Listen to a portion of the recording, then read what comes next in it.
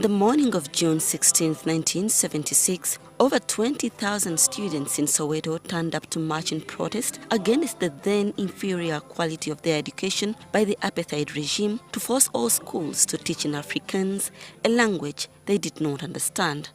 What began as a non-violent demonstration, however, quickly escalated into a violent crackdown as authorities fired on the unarmed protesters, brutally killing over 300 children.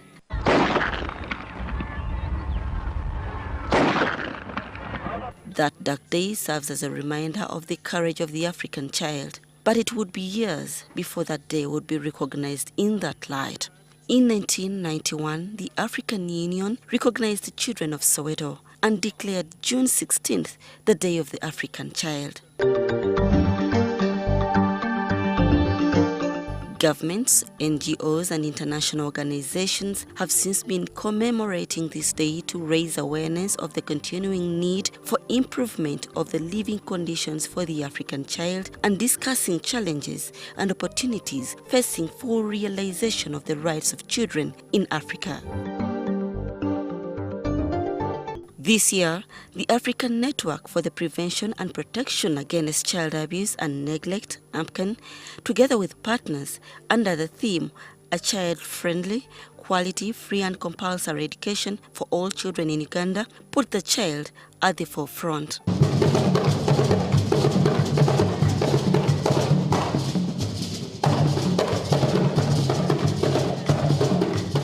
Over 100 school-going children from different regions represented their counterparts in the proceedings of the consultative meetings that were done in various parts of the country from the sub-county level to the district level. The two-day workshop focused on the most critical issues that deter education and issues that lead to the abuse of a Ugandan child. The children were given a platform in which they presented their findings to key people in this sector, including the Minister of State for Primary Education, the Commissioner for Youth, the Deputy Chairman on the Education Committee in Parliament, the representative from National Council for Children, and many other stakeholders. Here it is showing a boy who is going to school and girls are left to stay home as caretakers to take care of the babies. Another picture that we have is teenage pregnancies. This is caused by trauma. It's caused into Honorable Minister. This is a result of dropout of school. Children are dropping out of school because of teenage pregnancies, and they end up not finishing even B7. 4% of children who have been signing to do the PLA exams are instead dropping out before even they finish PLE. Another picture is showing a parent seriously beating the child. Honorable Minister, this is showing corporal punishment. Thank you.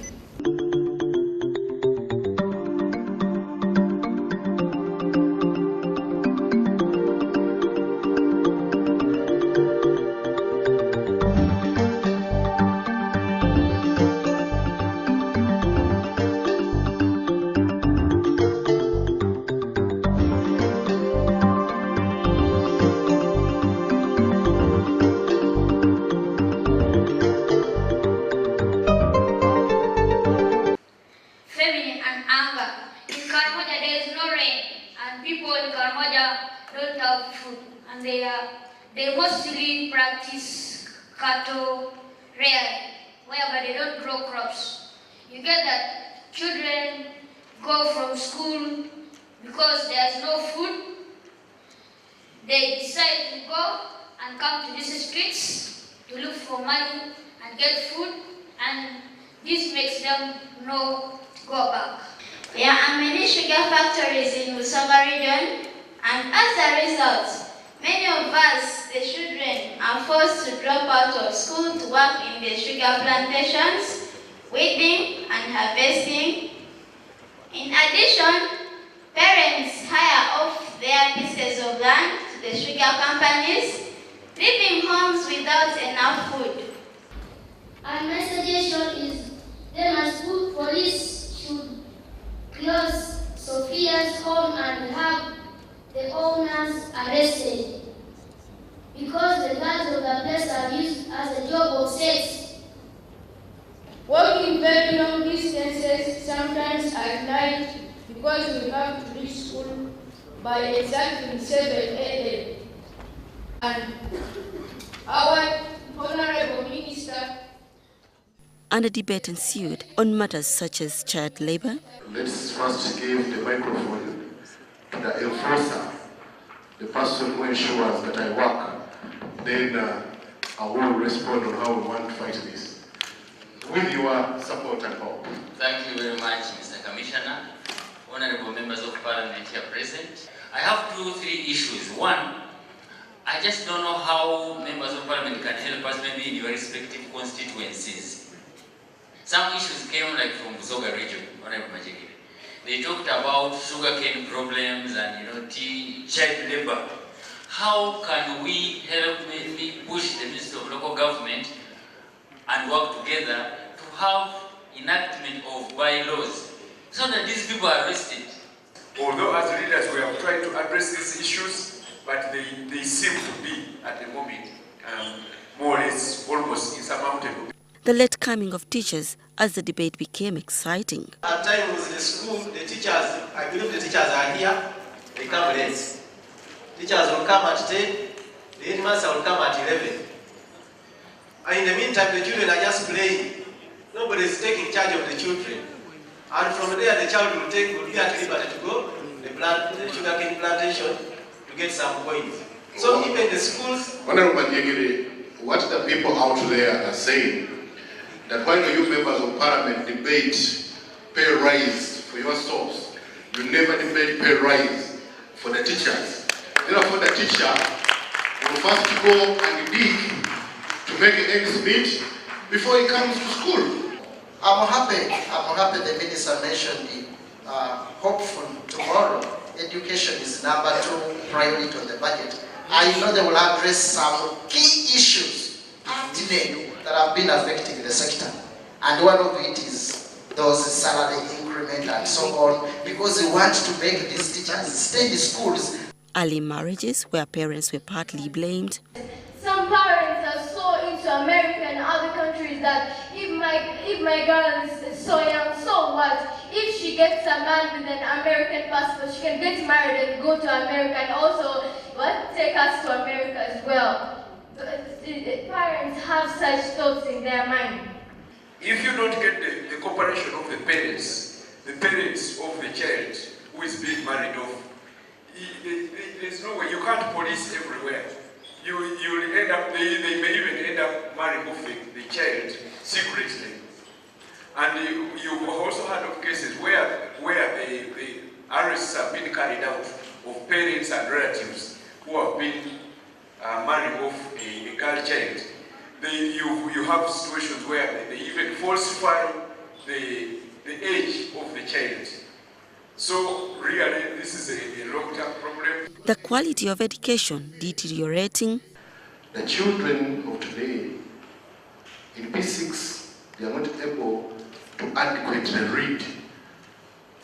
And some of our children in nursery school, they can read so well.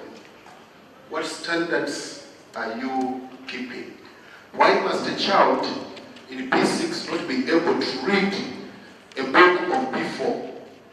I started debating in P3, and we used to use words, some of the things they would write for me, and I would cram them, and we used bombastic.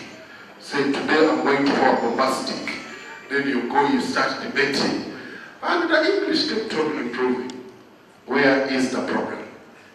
Mr. Perot, Honorable Perot tells me they are giving you adequate money. They are paying the teachers.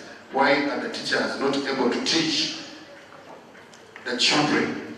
Why are some teachers not even able to answer the questions they set for the children? Thank you very much. See, today, it's very right. There are some children who are even in P7, they cannot read properly or fluently. And it's a big problem. But what the minister has done, one is introduction of thematic curriculum. Thematic curriculum It is from P1 to P3. And the purpose is to have children on those classes at least use the language they understand properly. That's top language. But for our teachers, we are dealing with it. We are dealing with it. We have some of those who are not working, we shall just remove them because now they will be on contracts, on performance. So if they don't, they will just be dealt with according to the standing orders of public service. Government provide more food to criminals than to innocent children, because those criminals, for them eat lunch, breakfast, even supper, while a child can only eat lunch and live like this. My second point is to the government also. The government can provide 100 soldiers, one person to pick up president, but not any soldier to a school. And so much more. But as children cannot always protect their rights and interests, they depend on the adults and leaders to do that. And as such, these children have a lot of expectations from the debate. I expect that the government should build the infrastructures in schools so these children will study and they will perform well in the examinations so they will not drop out of school. We ask the government to provide rehabilitation centers where they can take care of these children, and if they become normal, they are taken to school and they get education like us, because we can't be in class and we are enjoying class while other brothers and sisters are at home. 15-year-old Peter Loumo in Primary 6 from Napak district in northern Uganda has a hearing impairment, but in the whole district there is no single special needs school.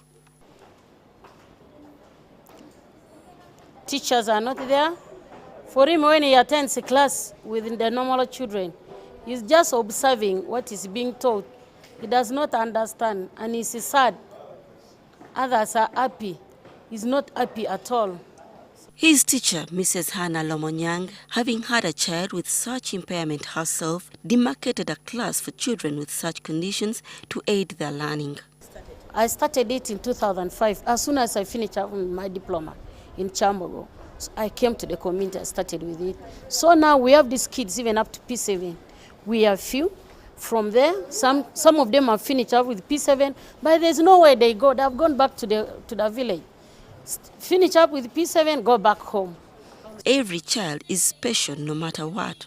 Children with special needs, therefore, are also entitled to the same rights as their counterparts. Now Peter hopes that Napak district could be considered for the construction of a special needs school as soon as possible. A bright ray of hope illuminates as key stakeholders gave their commitments in the midst of lots of witnesses. As a member of the Education Committee, I have to interact with the Ministry of Education officials and other stakeholders to see how best we can include the concerns of children into the programs or issues to be addressed by the Ministry of Education as a sector. The stakeholders' debate gave an opportunity to the children and stakeholders to share and learn from each other. And with the commitments made, it brought hope that issues affecting children in Uganda in the education system will be changed. So we do believe that the ideas that have come up today are going to be to create a debate, especially as we are moving towards the budget day, to create a debate to the nation on how we can address key issues that are affecting the education system in Uganda, especially the UPE system.